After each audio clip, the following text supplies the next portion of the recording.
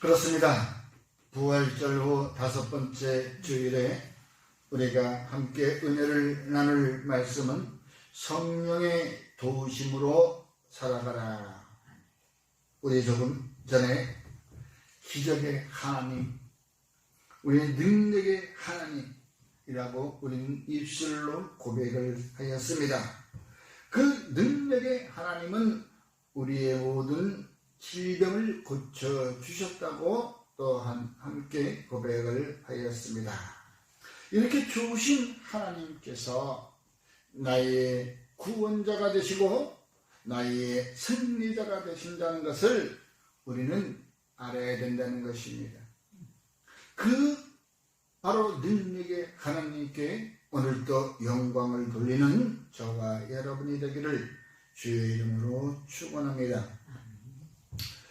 오늘 성경의 본문 말씀처럼 우리는 바로 성경의 말씀을 우리가 성령의 도우심을 받아 능력자에게, 세상의 권세자에게 그 복음을 가르치는 과정이 나옵니다. 바로 에티오피아 이 간다게는 바로 그 왕의 그 나라의 재정을 맡은, 오늘날로 이야기하면 재정부 장관인 것입니다. 아주 고관이죠. 네? 그러한 고관들도 우리는 다가가서 바로 말씀을 가르쳐야 된다는 것입니다. 전하는 것뿐만 아니라 가르치는. 오늘날 이 세상에는 많은 고관 대작들이라 할지라도 영생에 관심이 있기 때문에 그 예배에 참석하고 싶어도 성경의 말씀을 읽고 그들은 집으로 돌아가지만 그 뜻은 알지 못한다는 것이죠. 여러분, 우리가 지금 한번 생각을 해봐야 되는 것입니다. 과연 저들이 우리 똑같은 평민처럼, 우리 그리스도의 성도들처럼 같은 자리에서 우리가 말씀을 배울 수 있었겠습니까? 남들 보는 눈이 있는데, 내 사회적인 지위가 있는데, 또한 우리 그리스도인들 중에서는 그러한 사회적 지위가 있는 사람들하고 가까이 하기를 좋아하는 사람들이 있습니다. 왜? 오늘날 많은 사람들은 내가 세상에 나가서 성공하려면, 사업에서 승리하려면 백그라운드가 있어야 된다고들 생각합니다. 그 많은 사람들이 바로 백그라운드를 우리가 구하며 살아가고 있지만, 저와 여러분들 진정한 그리스도인이라고 한다면 우리는 네가 아까 입술로 고백한 것처럼 하나님의 도우심을 바라고 살아간다는 것입니다. 그것은 우리가 하나님의 도우심은 바로 성령의 도우심으로 우리가 살아갈 수 있다는 것이죠. 그러므로 저와 여러분들은 오늘날 이 험악한 시대에서 살아가려면 성령의 도우심을 믿고 살아간다는 것입니다. 성령의 도우심이 없이는 살아갈 수 없는 것이, 왜?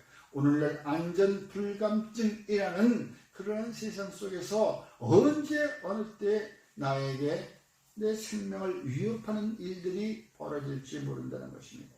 세상에 전쟁이 일어나고 기근이 일어나고 홍수가 일어나고 그래야 많은 이들이 생명을 잃어가지만 또한 그뿐만이 아닌 것입니다. 우리가 오늘날 같이 문명이 발달된 이 세상에서 많은 산업기계들을 보십시오. 우선 첫째, 우리 생활화되어 있는 자동차를 보십시오.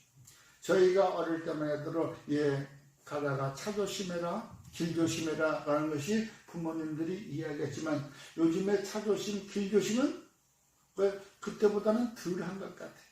그러나 그 차 조심이, 차라는 것이 우리에게 생명을 앗아갈 수 있다는 것이죠.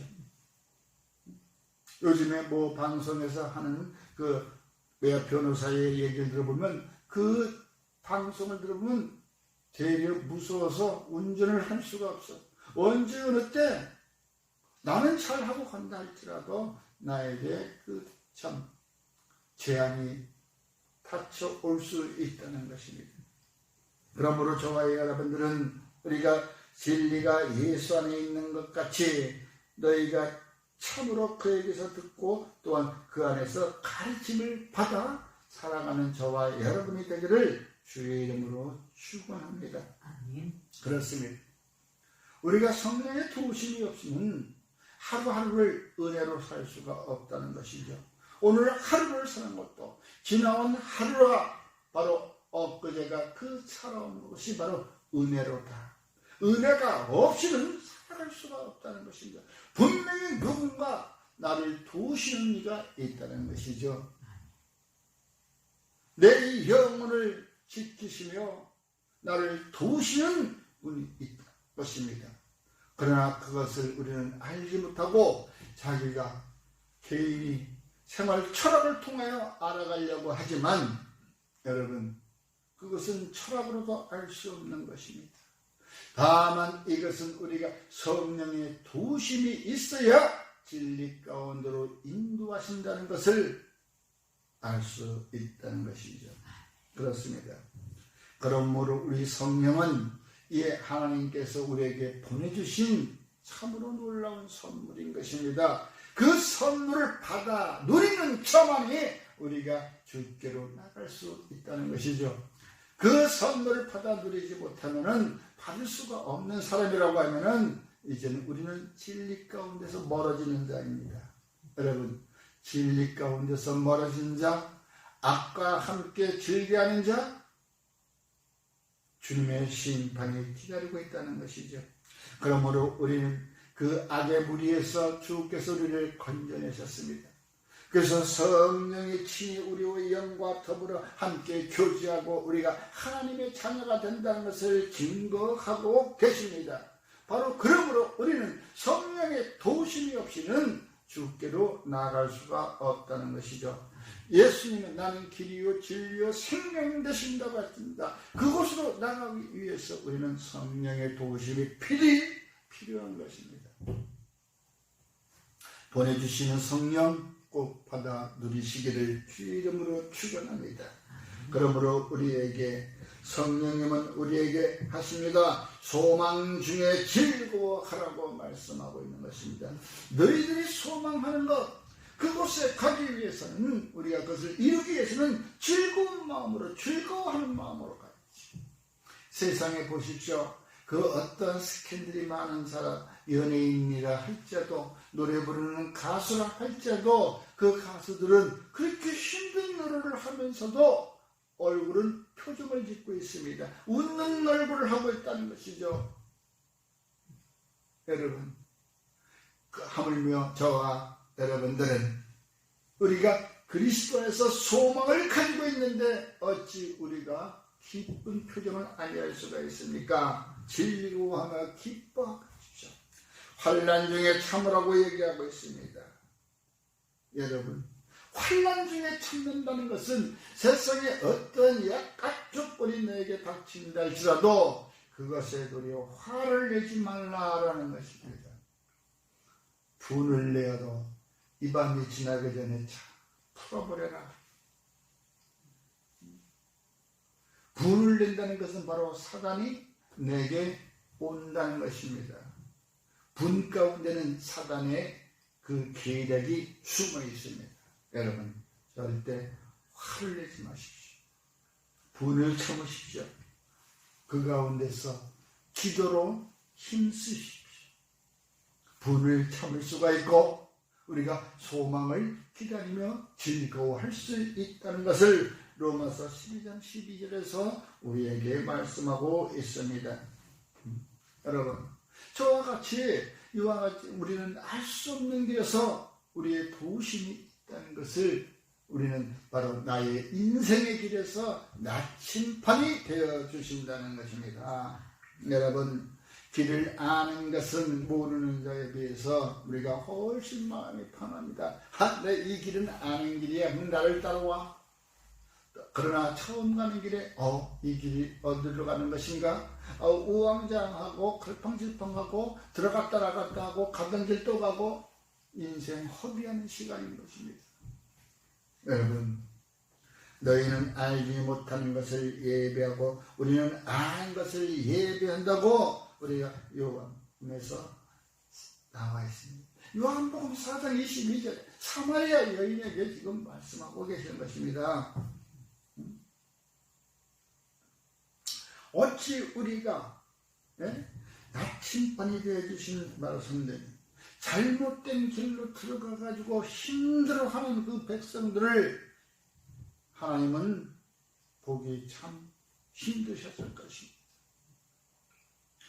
우리가 출애굽하던 이 우리의 백성들이 광야로 내몰아 가나안 땅까지 들어가기까지 얼마나 긴 여정이 있었습니까? 그 40년 동안 하나님은 이 백성들 하나하나를 추리고 이끌어 가십니다. 여러분, 그 길을 인도하시는 주님, 조금은 광야의 생활이 힘들다고 불평하고 먹을 것이 좀 없다고 불평하고 마실 것이 없다고 불평하던 그들에게 생각을 해보십시오. 그 가나안 땅까지 들어가기까지 우리가 신발이 헤어지지 아니하고 옷이 헤어지지 아니했습니다. 그 광야라고 하는 곳은 진짜 돌멩이에다가 가시덤불에다가 모래바람 같은 모래 같은 그 판을 지나갈 때 얼마나 그 팔이 까지고만 신발이 금방 헤어질 것입니다. 오늘날과 같이 신발에 그 재료가 좋으면은 좀 오래 가지만 과거에는 그 신발이 금방 떨어져. 어떻게 뒤가 떨어지고 앞이 떨어지고 고무신은 어떻게 뒤쪽이 잘 떨어지고 찢어지는지 한번 미끄러지면 쭉 하면 또 그 이은 데가 탁 찢어져. 그러면 또 그걸 또 뭐라 그래? 바느질 실로 입을 꼬면 실로 이렇게 꼬매가지고 신고 그런 적이 엊그제 같습니다. 저는 어찌해서 그런지 먹을 것과 입을 것이 풍족하진 않아도 굶주리진 않았답니다. 여러분, 우리는 알지 못하는 것을 바로 방황하는 길에 들어가면 어려워하지만 그러나 주께서는 우리의 나침판이 되는 것입니다. 바로 나침판이 되어주시는 그분에게 우리는 물어봐야 되는 것입니다. 내게 나침판이 있어도 사용할 줄 모르면은 그건 아무 무용지물입니다. 나침판이 내게 주어져서 그걸 사용하는 방법을 우리가 알았다면은 어느 곳에 있더라도 우리는 동서남북을 알고 내가 가고자 하는 것을 갈 수 있는 것입니다.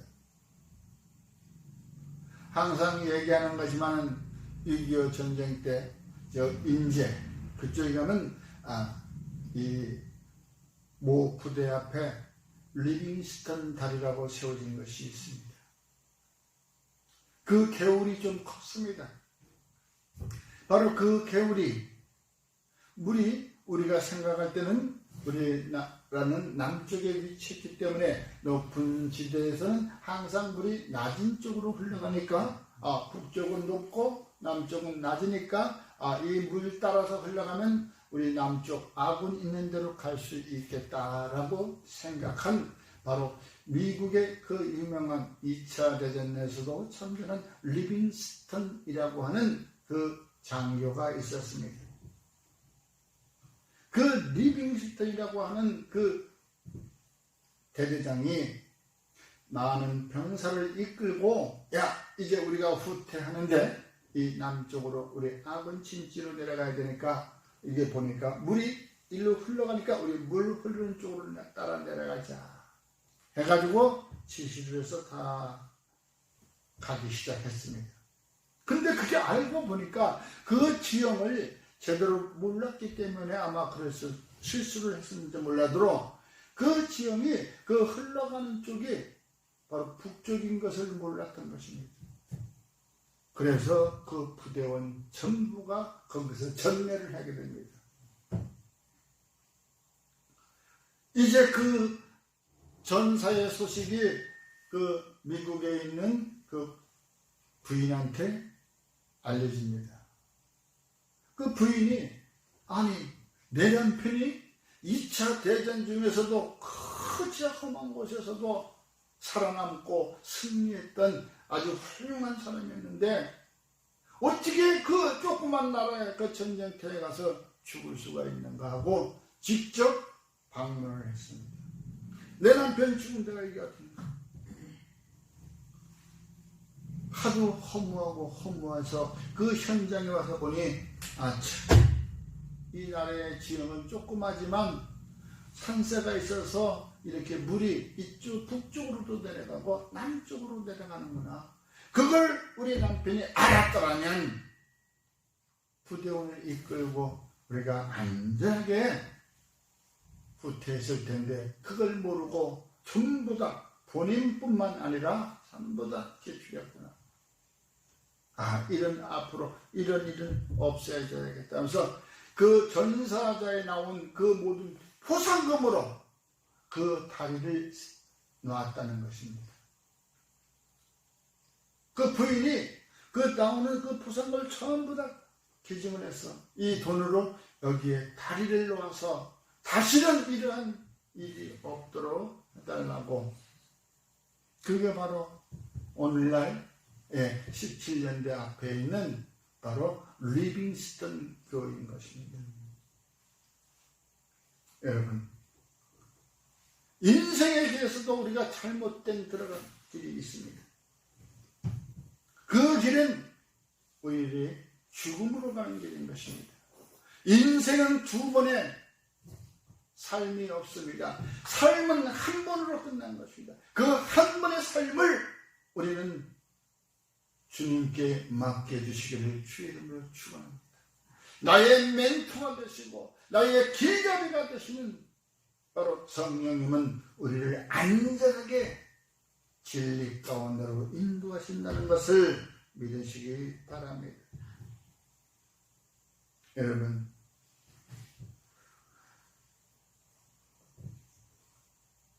다윗 기자가 고백한 것처럼 낮에는 구름, 밤에는 불빛으로 바로 우리가 수천 년 전에 출애굽하던 그 인도하던 백성은 성경은 살아 역사하시고 지금도 저와 여러분의 삶에 주관하신 간섭하시는 분이므로 오늘날의 역사도 함께 하신다는 것입니다. 그 수천 년 전에 애굽 땅에서 인도했던 백성을 안전하게 보호해줘서 가나안까지 들어가게 하신 것처럼 오늘날도 저와 여러분들의 삶 가운데서 바로 안전하게 이끌어 가신다는 것을 믿으시기 바랍니다. 바로 성령의 도우심은 우리에게 능력으로도 또한 함께 선물로 주시는 것입니다.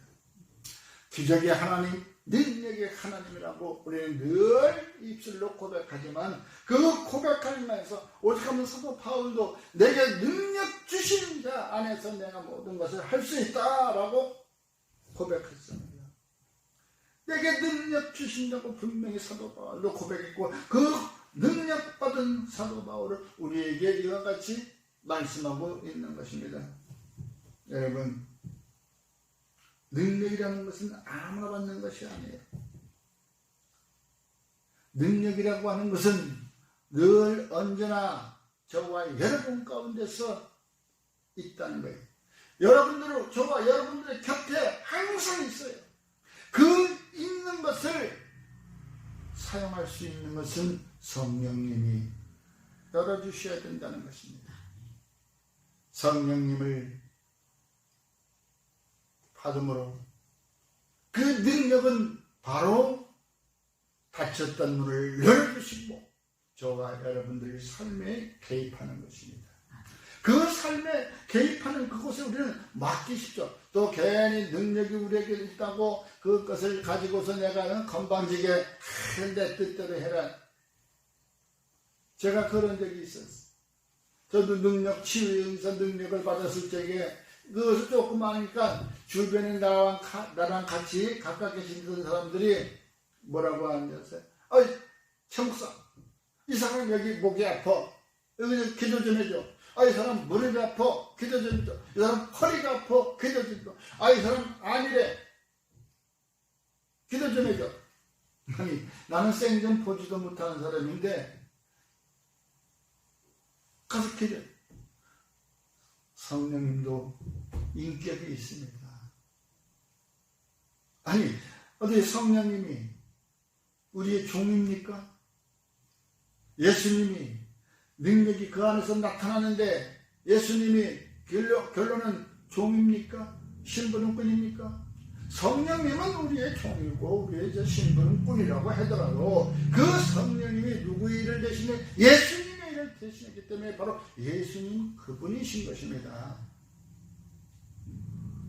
그 나라의 대사는 바로 그 나라를 대표하는 것입니다. 그 나라를 대신해서 나가서 외교 활동을 하는 것입니다. 처음에는 그렇게 기도해 줬습니다.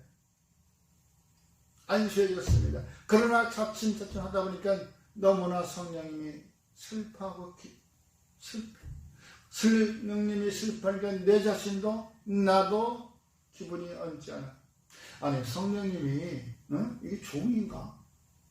오죽하면 목사님 이분은 어떤 분인데 여차해서 여기가 아픕니다. 그러니 좀 우리 기도 좀 해주세요. 이렇게 말하면 얼마나 좋아. 이건 뭐 의식하면서 이 사람 허리가 아프다, 이 사람 목가 아프다, 이 사람 뭐 질병.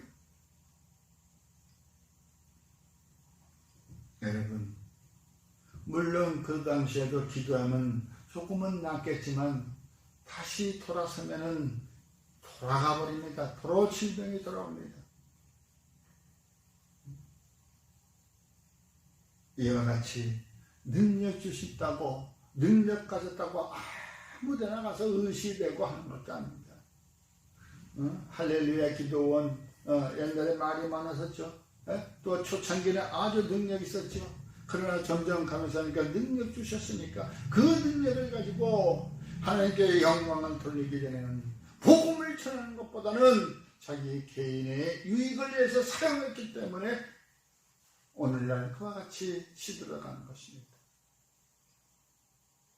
주께서 우리에게 능력 주셨다면 우리는 그 능력 주신 것을 오직 복음을 위하여 우리는 사용해야 될 것이라고 얘기하고 있는 것입니다. 빌립이 입을 열어 이 글에서 시작하여 예수를 가르쳐 복음을 전한다라고 말씀을 마치고 있습니다.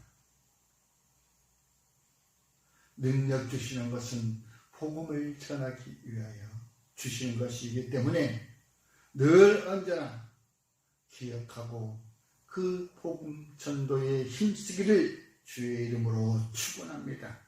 기도하겠습니다. 주님 감사합니다. 내게 능력 주신 것 주의 말씀을 전하며 복음을 전하기 위하여 주신 것이오니 나의 삶 가운데 그 능력으로 복음 전하는 전도자의 삶을 살아가기를 위합니다. 이 한 주간도 주께서 내게 함께 하셨사오니 기쁨으로 복음을 전하는 전도자의 삶을 살아가게 하여 주시옵소서. 예수님 이름으로 감사하며 기도드렸사옵나이다. 아멘.